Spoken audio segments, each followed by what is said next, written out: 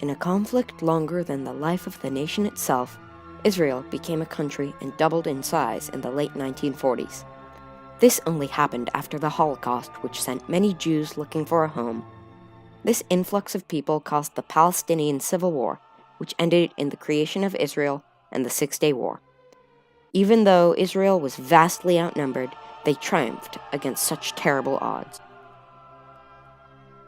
After World War I, the British had taken over the Ottoman Empire, including Palestine. After World War II and the Holocaust, the newly formed United Nations recommended three things: for the British to partition Palestine into an Arab state and a Jewish state, the independence of the Jewish state, and the termination of the British occupation. This would give the Jews a homeland to go after persecution in World War II.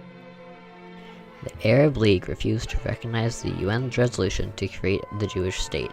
Between November 29, 1947 and May 14, 1948, before the partition was signed, the civil war raged on between the Arab and Jewish populations of the area of British occupation. Israel was then pushed to forcefully create their own country. First, they created two militia organizations, the Etzel and the Lehi. Both of these were combined under the Haganah, which means the defense. The Haganah was fighting a loosely organized group of Arab militia, giving the Haganah the advantage of organization and planning. After small skirmishes, the two populations declared war. The Haganah's main tactic was to protect the cities it already controlled. This tactic had to be aborted in November, when the city of Jerusalem was attacked and the Jewish people inside were blocked off from food and water. The Haganah managed to protect the city for a little longer, but they were losing ground fast. This led to the Haganah's tactic to switch. The Haganah's troops around the city started to expand their territories to try to support Jerusalem. Finally, they had led an attack through an Arab village. They succeeded but with heavy civilian losses. By mid-May, the Haganah had control over most of Palestine, and with arms supplied by Czechoslovakia, they were able to keep control over their cities. Then, in a ceremony in Tel Aviv, Israel was declared a country. Although Israel is now a country, the war did not end. The next day, Israel was attacked by all the surrounding Arab countries. The very newly formed Israeli Defense Forces plan was to defend Israel until reinforcements arrived. The first month of fighting was over Jerusalem. Unable to hold back Jordan, the IDF lost Jerusalem. After the successful recapture of Jerusalem, Syria and Egypt began to attack, although they were almost immediately blocked by the IDF. Finally, the United Nations managed to put the countries at ease, and a forced peace was put into place. The peace did not last long. The IDF attacked Jerusalem and only captured 2 Arab settlements in it. Those settlements served as the means needed to recapture Jerusalem and settle into another forced peace. This peace was broken by an attack that captured the Galilee, a mountainous region in northern Israel. In December, Egypt was driven out of the Negev desert in southern Israel by the IDF. This was the push that ended the war. At the end of the war, the armistice agreements were signed, granting peace between Israel and the rest of the Arab Peninsula. Again, the peace would not last long. The surrounding Arabian countries were not happy about their new neighbors. They proceeded to prepare for war. A couple small skirmishes later, and the Six-Day War began. The Six-Day War started on June 5th and went to June 11th, 1967. There are many reasons for the thousands of lives lost and the destruction of the land. One of the main causes of the war between Egypt and Israel was that Egypt closed the Gulf of Arabia to Israel. After Egypt destroyed Israeli boats, the U.S. tried to intervene and help make peace between the two countries. Other reasons that caused the Six-Day War were that the Egyptian forces formed a blockade around Israel's main port town, and Nasser was doing questionable things, such as hiding behind the UN and their emergency force. When Nasser mobilized troops without telling Israel why, Egypt immediately became under scrutiny and was attacked. President Lyndon B. Johnson tried to tell Egypt and Israel not to fire the first shot.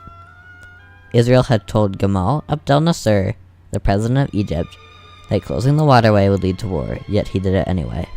Now that Egypt had attacked Israeli boats, the war started. On May 30th, Egypt, Jordan, and Iraq signed a mutual defense pact after finding a common enemy in Israel. Their defense pact stated that neither could hurt each other, so they could unite against Israel and oust it from their region. Egypt requested the United Nations Emergency Force leave from their nearby settlement on the border of Israel to soften up the Israeli defenses. Israel got a head start on other countries and attacked Egypt quickly because they felt threatened. They immediately sent an airstrike to Egypt after the sudden mobilization of Egyptian troops. Israeli planes struck at 8:30 a.m. Egypt time on June 5, 1967. Egyptian planes were left unguarded on the runways, so Israeli planes went in, blew them up, and managed to escape as some of the last enemy planes tried to destroy the Israeli planes. The attack on Egyptian planes, Operation Focus, blew up 286 planes. In fact, the war was over not in 6 days. The war was over, literally, it was over in about 6 minutes. The moment Israel launched its blitzkrieg strike and flattened the flattened the Egyptian Air Force, which was still on the ground, well, then the ground troops had no air support. It was over. The only reason it lasted 6 days is because they wanted to grab territory. It was a land grab. Israel continued to conquer more land, now also attacking Jordan, Syria, and Iraq, but still mainly Egypt. Within 3 days, the Israelis had achieved overwhelming victory on the ground, capturing Gaza Strip and all the Sinai Peninsula up to the east bank of the Suez Canal. When first attacking on land, the Israeli units were severely outnumbered, but since they were ahead of schedule and the Egyptians didn't have a good strategy, they quickly defeated them. Soon after, Field Marshal Abdel Hakim Amer ordered Egyptian retreat on June 5, 1967. Within 3 days, the Israelis had achieved an overwhelming victory on the ground, capturing the Gaza Strip and all the Sinai Peninsula up to the east bank of the Suez Canal. Then Jordan's and Iraq's forces converged on Golan Heights, during which Israel strategically bombed Damascus in order to force Jordan's and Iraq's forces to protect it, instead of attacking the heights. Then, Israel went in and conquered the post and took all the equipment left behind. The Six-Day War ended on June 11th and was stopped by the UN. Arab leaders met in Sudan to sign a resolution saying no peace, no negotiation, no recognition. This war was a massive blow to President Nasser and the Arab nations' morale. An intelligence report from the White House described the war as a turkey shoot, meaning that it was a rather one-sided war for Israel. Nasser resigned after losing the war, during which the Palestinian force lost 31,300 soldiers.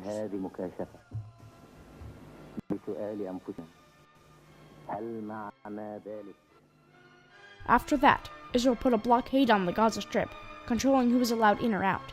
The Security Council called for withdrawal of all the occupied areas. This means that conquered territories are to be returned to their original owners. An example of this is the Gaza Strip. However, Israel refused and kept their settlements in East Jerusalem. There are many triumphant moments for Israel after the war, but also quite a few tragic outcomes for Israel and the Middle East as a whole. The Six-Day War tripled the size of Israel and stoked the flames for another war, called the War of Attrition. This was another war between Egypt and Israel and was fought over the Suez Canal. After the Six-Day War, Syria had many military coups, and Egyptian citizens returned their president. Jordan and Egypt made land for peace deals, and the East Strip was returned to Jordan. In 1993, Israel gave the Palestinian Authority Gaza Strip. However, there have been many conflicts over the area. Israel only gave it to the Hamas, a group of people that a lot of the world considers to be terrorists, in 2005. Israel gave up the Sinai Peninsula in a peace treaty with the Arabs. It was signed in Washington, D.C. on March 26, 1979. The main reason for Israel relinquishing the Sinai Peninsula to the Arabs was so that Israeli ships could safely pass through the Suez Canal. This treaty is the reason that Israel looks like what it does today. The big picture is that this Jewish state is trying very hard to survive, and there are many countries, Arab countries in the region, that don't want it to. And the big picture is that that's unresolved.